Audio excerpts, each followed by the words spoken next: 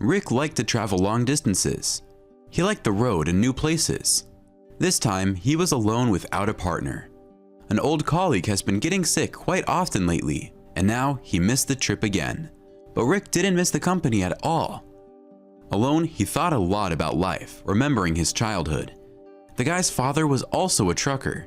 He transported goods all over the country. He met many people, including bandits. Somehow, they ambushed his truck, lured him out of the car, shot him, and stole the car along with its contents in an unknown direction. Rick was only 5 years old then, but for the rest of his life, he remembered the terrible cry of his mother, who learned about the misfortune. Mom cried at night, and Rick was offended by her, not understanding how hard it's for a young woman to raise her son alone. It's good that his grandfather helped them, often taking his grandson to his place for the weekend. The boy adored his grandfather Peter. He was a strict and stern, but kind and fair old man. And grandfather's affairs were truly masculine and serious. He often took the boy with him to the garage to help him fix his old car. Then his grandfather instilled in him a love of technology, and he taught his grandson everything he himself knew.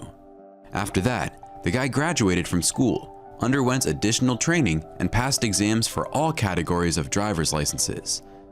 And he went into the army a real professional. The unit commander was proud of the fighter, citing his skill and the tank as an example of equipment in perfect technical condition. Rick returned from the army as a tall, strong, and broad-shouldered soldier. His mother didn't immediately recognize his native Rick, and Rick watched sadly as his once beautiful mother, who had never married, had aged. Rick had fun for a short time in civilian life, as he really wanted to free his mother from eternal worries due to lack of money. The young man, without much difficulty, got a job in a good trucking company, where he was immediately entrusted with a large trailer. A month later, he brought home a good salary to his mother, made repairs in the apartments, and changed all the furniture. And after 3 months, he got married. The girls looked at a prominent non-drinking guy, and each of them tried to conquer such a promising groom. Rick didn't have time to look back, as he found himself at the wedding ceremony. The young wife Julia turned out to be faster than other girls. After the wedding, she found a rented apartment that could be redeemed over time if her husband began to earn more. And Rick began to earn more. He took extra trips, was rarely at home, leaving Julia alone for a long time. His partner had warned him several times about how such work zeal usually ends, and in the end, it happened. One day, Rick returned home and found his wife in the arms of another man. They parted without scandals. Rick took his things and went home to his mother.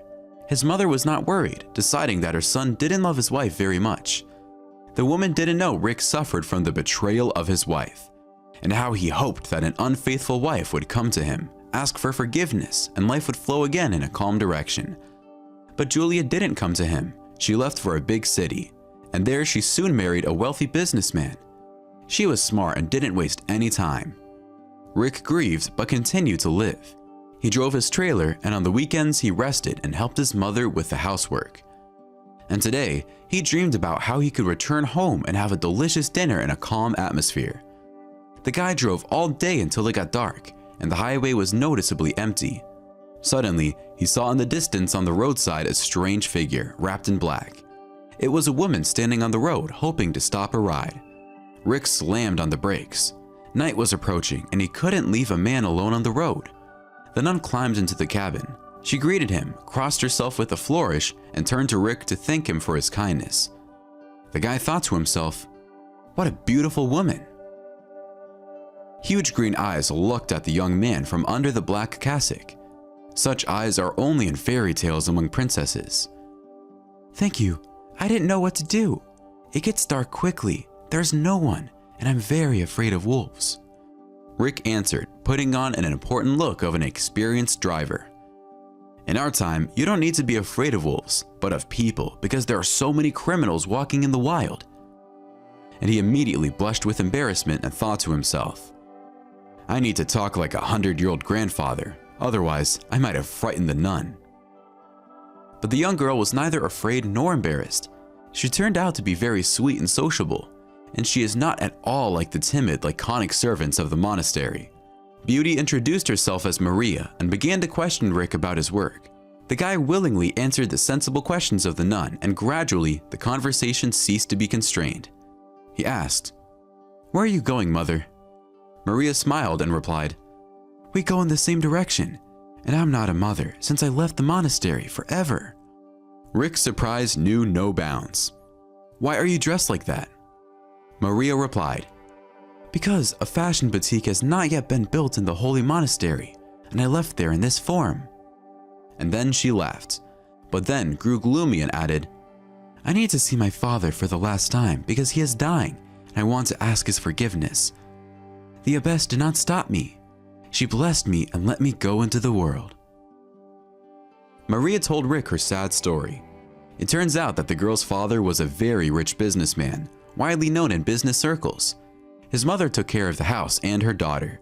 Their life went on as usual. Their parents loved each other until a terrible disaster happened. Maria's mother, a young flowering woman, was diagnosed with cancer. She died 6 months later. The father, blackened with grief, hugged the coffin at the funeral and sobbed. And when Maria saw how her mother was lowered into the grave, she fainted from horror and hopelessness. It was a very difficult year in the girl's life. Father began to drink every day, locking himself in the office, and Maria wandered around the house alone. It's good that the businessman turned out to be a strong-willed person and stopped in time, having gone headlong into business. But then her dad got married a second time. He brought into the house a woman who remarkably resembled her dead mother. Maria almost cried out when she saw the bride on the threshold. But the father's new wife had a completely different disposition than Maria's mother. She was treacherous, deceitful, and greedy. The stepmother's own son, the same age as Maria, settled in the businessman's mansion with his mother. Father, inspired by a new passionate love, didn't notice what was going on in his absence. Stepmother's son Arthur turned out to be like his mother. He was a spoiled youth. And when he saw the beautiful young Maria, he immediately began to openly pester her. And one day, he ambushed the girl in the garden and almost raped her. Maria, in a critical emotional state, ran to her father's office where she confessed everything to her businessman dad. But her father, fascinated by the beautiful stepmother, decided that his own daughter had set up all this in order to quarrel the man with his young wife. A scandal broke out, and Maria went to the monastery in tears, where she lived in fasting and prayer for 3 years. Maria recently learned that her dad fell ill and is dying. She felt that she could no longer be behind the thick walls of the holy monastery among the modest and quiet sisters. Her soul begged for freedom, and the desire to hug the sinful but beloved father was very strong. Therefore, Maria found herself on the side of the highway, leading to the city of her childhood, to the beautiful mansion where her father was dying. The girl said sadly, "I don't know if I can get home, since my stepmother and her son are unlikely to let me go to my dad." Rick didn't think for a long time. "Maria, there's nothing for you to do there alone. It seems that Arthur is a desperate scoundrel. Let me go there with you. Only first, we will stop by the store and buy you clothes. I'm not promising you a boutique, but you won't look like a beggar." In the city, Rick handed over his cargo, leaving the truck at the base, then sat and waited for Maria at the store. When she approached him, dressed in a light, airy dress, the guy realized that he fell in love with the girl firmly and forever. Young people took a taxi and quickly drove to a luxurious 3-story mansion. The gate was opened by a guard who recognized the former mistress of the house. Maria and Rick climbed the wide marble stairs and proceeded to the businessman's bedroom. When the girl opened the door, she saw an emaciated old man lying on the bed. She rushed to her dying father, hugged him, and cried. The sick man looked at his daughter with eyes full of anguish. "My daughter, forgive me. I'm to blame for you." Maria led Rick to the bed. "Dad, meet him. He is a very good person." The old man held out his withered palm to the guy. "I'm Maxwell Johnson. I'm very pleased to see you with your daughter." The men shook hands. The bedroom door opened wide and a woman's voice was heard. "Darling, wake up. The notary has arrived. You don't want to leave your wife without an inheritance, do you?" A tall, showy lady entered the room, accompanied by a man in a business suit and a young man in a bright shirt. It was a stepmother with her son Arthur and a notary. A silent scene ensued. Arthur opened his mouth in surprise. The notary felt something was wrong, turned around and ran out of the bedroom. The stepmother began to swear, and her beautiful face was instantly distorted by a disgusting grimace. "What is this nun doing here? She slandered my son, and now she has decided to finally come to my house." Maria shuddered and said quietly, "It doesn't matter. This is my parents' house. I advise you to get out of here." Rick silently approached the woman, took her by the elbow, led her out of the room, found some door, pushed his stepmother into a dark room which turned out to be a closet, and turned the key in the keyhole. Arthur took a fighting stance, which made everyone in the bedroom laugh a lot. Rick easily picked him up by the collar and sent him to his mother in the pantry so that the relatives would not miss each other. Maria called security and the businessman tried to get up.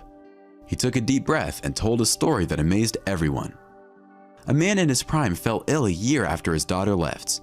He didn't like doctors, so the disease began to progress. The father was rapidly losing weight and his hair and teeth began to fall out. His wife and stepson understood how it would all end, so they first hinted and then became insolent and began to demand that a new will be drawn up, where he had to transfer his property and business to members of the new family. The arrival of Maria and Rick upset their plans, and they failed to complete the paperwork. Maxwell Johnson wept, repenting. "They will not see my inheritance as their heirs. I won't let my daughter be a beggar." When Rick heard Maria's father's story, he frowned. Something alarmed him, and a terrible guess was not long in coming. "Maxwell Johnson, you need to call an ambulance and the police. I think you need to do an examination." The police arrived quickly. The police briefly listened to the businessman, after which they snapped the handcuffs on the hands of the stepmother and stepson. Rick was right. The examination showed that a large concentration of a poisonous substance was found in the blood of Maxwell Johnson, slowly killing the body of a man. The businessman had to be treated for a long time. He slowly came to his senses, although the doctors didn't yet dare to give optimistic forecasts. His wife and stepson were awaiting trial. They were charged with a serious charge, threatening to turn into a long prison term. Maria took the reins of her father's big firm into her own hands, and she did it very well. She and Rick became a loving couple. They filed an application for marriage registration and began preparations for the wedding. Maxwell Johnson was proud of his son-in-law.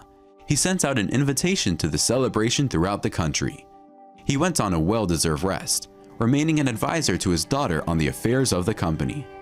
Maria didn't forget the monastery where she lived for a long time, and she secretly donated a huge amount for the restoration of the temple, located at the holy monastery.